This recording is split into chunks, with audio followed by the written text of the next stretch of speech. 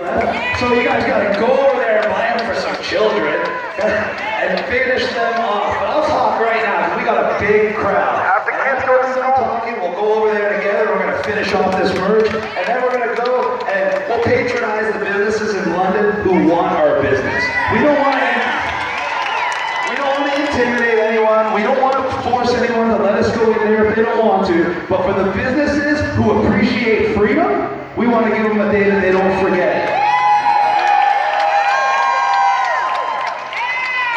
So what do we have here today, everybody?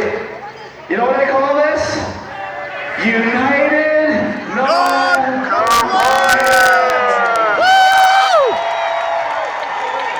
This is what I've been talking about since April 2020. When everybody comes together, whether they're from government, law enforcement, private, public, or just straight up freedom fighters, and they come together in one voice, and we just say, no! And look what happens. Not only does it show that we're together, not only does it show solidarity, it shows that we're right and they're wrong. And that's what this is all about. We are on the right side of history.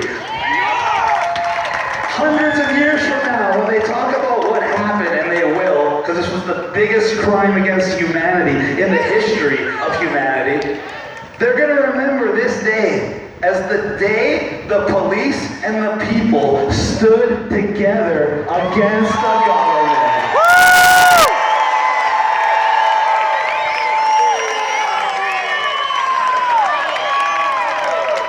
Just watch Trudeau on TV. He tries to talk with authority. He tries to speak with conviction. He literally tries to talk down to you. Don't listen to his words. Listen to his voice. Listen to the quiver in his voice. He's a coward! Scared, ladies and gentlemen! Yeah!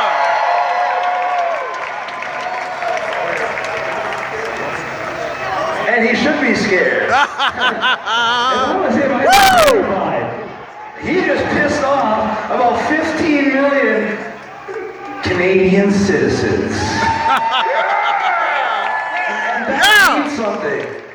That still means something. We have a charter of rights and freedoms. That's what makes us Canadian citizens. That's what makes Canada so great. And they're trying to make you feel like you're selfish if you want to retain those rights. They want to make you feel like you're a bad person if you get angry when they try to take them from you. But ladies and gentlemen, if you're not going to get angry when they're abusing your children, if they're not going to get angry when you're taking your job, if they're not going to get angry when they're taking your future, when are you going to get angry?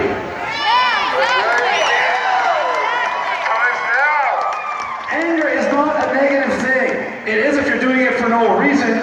But when it comes out of love for protecting your children, or protecting your family, or protecting your job, or protecting your future, then it is as natural as all the other wonderful emotions that we feel. And the most important one is love.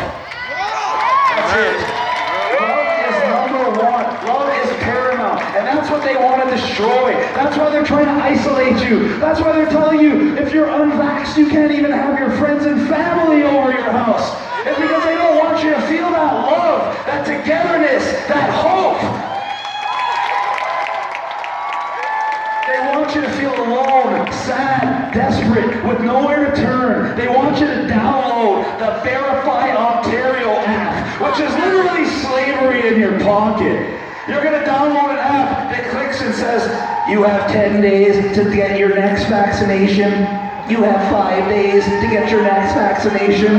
And guess what? They already made an update on the app in Australia that not only did it tell you when you have to get your vaccination, you got to do specialized selfie check-ins to show the government that you're at home like you're supposed to be. And if you don't, your little wonderful app gives you a 5-minute warning. And if you still don't, after the second 5-minute warning, it notifies the police. And you have to give a reason on the app why you weren't there to take a selfie and show the government that you're at home like a good slave. And this is what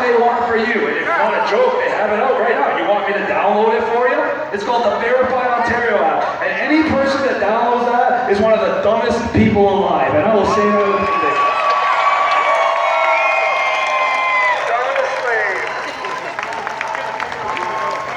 It looks like Trudeau's spying on us right now. Fucking Trudeau. Oh. Look at that. They're so scared of what's going on that they gotta watch from up top. It's not like Trudeau could have an event like this. Could you imagine Trudeau being in a live location with this many people? I don't want to sound mean or anything, but I don't think he'd make it out alive. If that's not a leader, that's a wannabe dictator. Yep. And let's leave a message out to him. What happened to every other wannabe dictator in the history of the world? Your fall from grace is going to be epic, buddy. Epic. Woo! We are currently in the later stages of phase 2 of United Non-Compliance. We are taking action.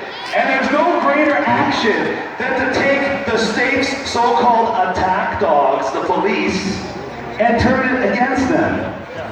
All right, if you're a business owner, are you going to be worried that the police are going to come and fine you when they're suing the government on your behalf? No. If you're another police officer, are you going to be worried about being ostracized because you didn't want to consent to giving away your medical history? No. And here's the best one. If you're an airline worker or other public or private sector worker, are you not more empowered now that you know the police are on your side? Let's hear a round of applause for the police.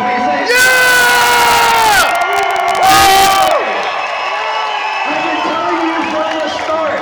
I've been saying it from day one. We need to back the blue. And if anybody had a reason not to, it's me. I'm the one that's been arrested 14 times in 16 months. I'm the one currently on 8 separate bails simply for speaking the truth.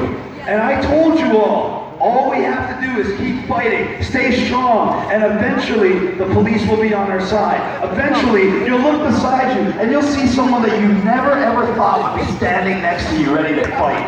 Look around, ladies and gentlemen. Look at all the people here from all over Ontario. Look at this.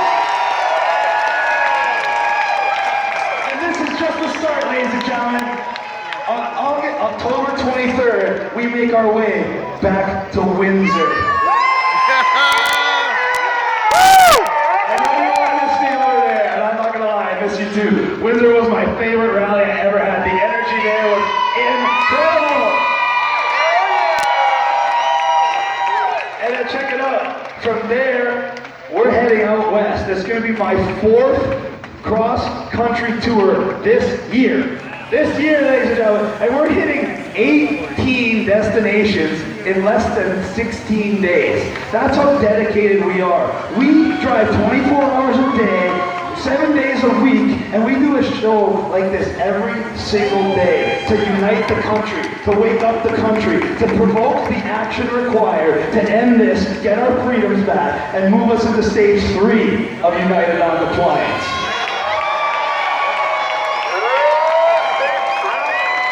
Stage 3 is my favorite one of all, everyone, because it means we got our freedoms back. It means we've already won, and now we're just taking out the garbage. Stage 3 is when we hold them accountable. And they know it's coming.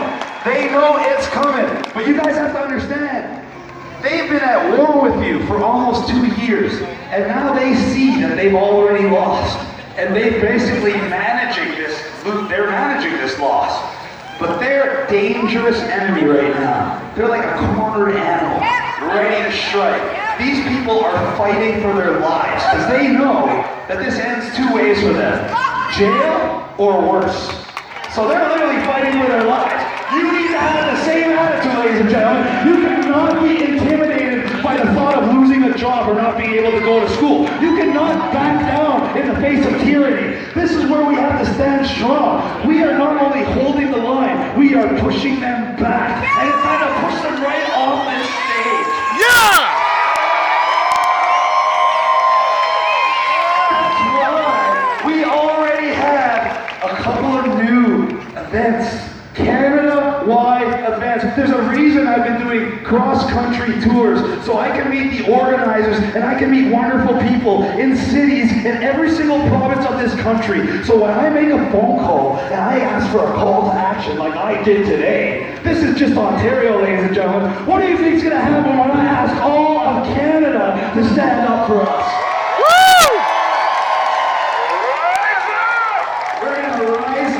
In a way that they could not even imagine. When they started this pandemic, they never anticipated me. And whoever's mad, they never anticipated you. And we are, ladies and gentlemen, so what are we going to do? On October 30th, by then I'm going to be in Vancouver, by the way. I'll be in BC for everyone on the West Coast. And I have a lot of tour dates in there, so I'm going to be posting it all live so you see where I'm going to be, so you don't miss me. But on October 30th, Trudeau took it upon himself to declare that the unvaccinated will not be allowed on any form of public transit. That's right. He said no trains, no planes, no buses, and no non-essential ferry boats. And he did it on a Saturday when all the freedom fighters around the country are already meeting. On the Saturday, the night of Halloween, where everyone's emboldened and ready for fun and mischief. So on the 30th of October, we're hosting what I'm calling the Rosa Parks Challenge. And every organizer around the country is going to find the train stations, bus stations, subway stations close to their rallies, and they're going to meet at their locations like we're meeting today. But instead of listening to speaker after speaker, they're just going to listen to one speaker. And that speaker is going to tell each of their group members where they're going to go. And we're going to occupy these public transit vehicles. And if Rosa Parks was alive today, she'd be sitting right next to me, telling Trudeau to kiss her